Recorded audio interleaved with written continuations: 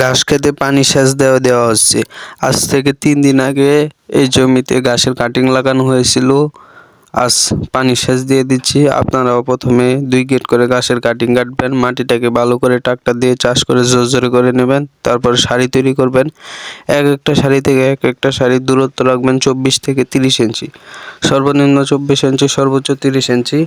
এভাবে দূরত্ব রাখবেন। দূরত্ব রেখে প্রতিটি সারিতে কাটিং যদি বেশি থাকে তাহলে 2 পিস করে, কম থাকলে 1 পিস করে কাটিং দেবেন। একটা কাটিং থেকে একটা কাটিংয়ের দূরত্ব রাখবেন 8 থেকে 10 ইঞ্চি।